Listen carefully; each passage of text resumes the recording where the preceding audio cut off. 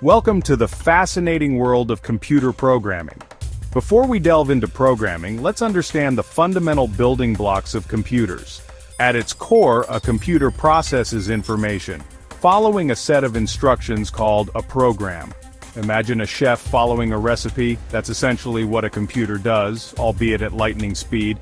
A computer system comprises several key components, each playing a crucial role.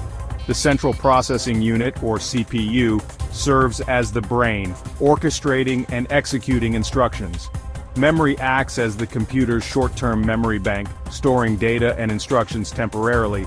Input devices such as keyboards and mice allow us to feed information into the computer. Conversely, output devices like monitors and printers enable the computer to present the processed information to us. Suppose you're writing an email. When you press a key on your keyboard, the input device sends a signal to the CPU. The CPU interprets this signal, fetches the corresponding character from memory, and instructs the monitor to display the character on the screen. This intricate dance between the components happens continuously, allowing us to interact with computers seamlessly. Understanding these basic components is crucial for grasping the concepts of programming.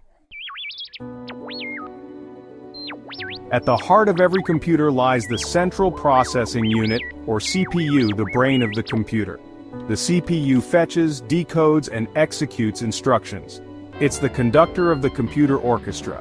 The CPU has two main parts, the ALU and the control unit. The ALU handles arithmetic and logic. The control unit manages instructions. Together they ensure smooth execution. Imagine the CPU as a bustling kitchen. The ALU is the chef. The control unit is the head chef. Together they execute the program. The CPU's speed impacts performance. Computers are remarkable tools for processing information, but their true power lies in their ability to interact with the outside world. And that's where input and output devices come into play. Input devices act as our intermediaries, allowing us to feed information into the computer system. Conversely, output devices serve as the computer's voice, presenting the processed information in a human-understandable format. The ubiquitous keyboard allows us to input text and commands, while the mouse provides a graphical way to interact with the computer. Scanners convert physical documents and images into digital format, while microphones capture audio input. On the output side, monitors display text, images and videos, and printers provide hard copies of documents. Speakers deliver audio output, ranging from system alerts to immersive musical experiences. This constant exchange of information between the computer and the outside world is what makes computers so versatile. Understanding the roles of input and output devices is crucial for designing effective programs that interact seamlessly with users. Imagine trying to cook a complex dish without any counter space. Computers need memory to store data temporarily. This is where computer memory comes into play. Think of it as the computer's short-term memory bank. Memory types include cache, RAM, and secondary storage. Cache is the fastest, closest to the CPU. It stores frequently accessed data. RAM is larger but slower than cache. It stores running programs and data. RAM is volatile. Data is lost when powered off. Save work to secondary memory like SSDs for long-term storage. Secondary memory is larger but slower than RAM. It stores files, applications, and the OS. Efficient memory management boosts performance. The history of programming languages is a fascinating journey of innovation, driven by the need to make computers more accessible and powerful. From the early days of cryptic machine code to the sophisticated high-level languages we use today, programming languages have evolved dramatically. In the beginning, programmers communicated with computers using machine language, a low-level language consisting of binary code.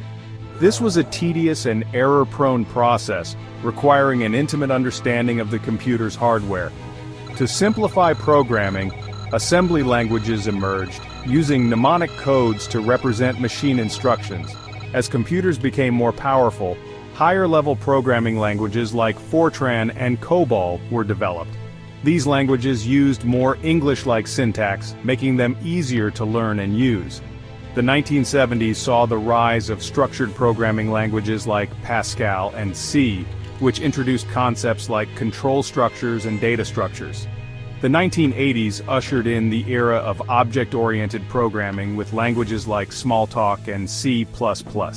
Today, OOP languages like Java, Python, and C# dominate the programming landscape, empowering developers to build complex and sophisticated software applications. Procedural programming, a linear approach. Imagine following a recipe step by step, executing each instruction in a specific order. This linear approach to problem solving is the essence of procedural programming. It's like crafting a well-defined set of instructions for the computer to follow, breaking down a complex task into smaller, manageable procedures or functions. In procedural programming, the focus is on writing procedures, each designed to perform a specific task. These procedures operate on data stored in variables, much like ingredients in a recipe. The program flows sequentially from one procedure to another, executing them in a predefined order. For example, let's consider a simple program to calculate the area of a rectangle. In a procedural approach, we might have one procedure to input the length and width of the rectangle, another procedure to calculate the area, length times width, and a final procedure to display the result. Procedure get rectangle dimensions, input length, input width, end procedure.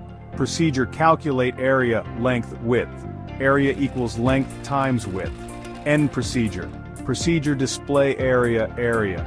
Print the area of the rectangle is area, end procedure. This linear top-down approach makes procedural programming relatively easy to understand and debug. Structured programming, managing complexity. As software applications grew in size and complexity, the limitations of purely procedural programming became apparent. Programs became difficult to read, modify, and maintain, leading to the emergence of structured programming. This paradigm aimed to improve code organization and readability by introducing control structures and emphasizing modularity. Structured programming encourages programmers to break down large programs into smaller self-contained modules or functions, each responsible for a specific task. This modular approach improves code reusability and makes programs easier to understand and maintain. Control structures like loops, for, while, and conditional statements, if-else, provide greater control over program flow, allowing programmers to execute specific blocks of code based on certain conditions. This enhances program flexibility and efficiency. For instance, consider a program to calculate the factorial of a number. In a structured approach, we might use a loop to iterate through the numbers from 1 to the given number and calculate the product. Function, calculate factorial. Factorial equals 1. For I equals 1 to n, factorial equals factorial times I n4, return factorial, end function.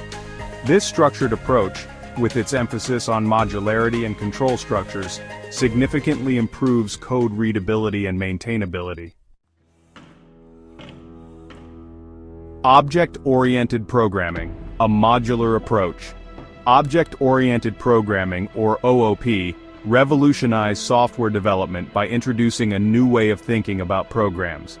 Instead of focusing solely on procedures and data, OOP emphasizes the concept of objects which encapsulate both data and the operations that can be performed on that data.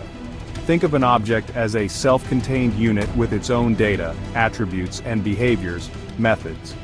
For example, a car object might have attributes like color, make, and model, and methods like start, stop, and accelerate. OOP promotes code reusability through inheritance, allowing new objects to inherit properties and behaviors from existing ones. This hierarchical structure makes it easier to manage and modify code, especially in large projects. OOP's modularity and code reusability make it ideal for developing complex software applications. Conclusion: choosing the right paradigm. The evolution of programming languages has provided us with a diverse toolkit of paradigms to tackle software development challenges. From the linear approach of procedural programming to the modularity of object-oriented programming, each paradigm offers unique advantages and disadvantages. The choice of which paradigm to use depends on the specific requirements of the project. Procedural programming might suffice for small, straightforward tasks, while object-oriented programming excels in managing complexity in large-scale applications. Understanding the strengths and weaknesses of each paradigm empowers programmers to choose the most effective approach for the task at hand.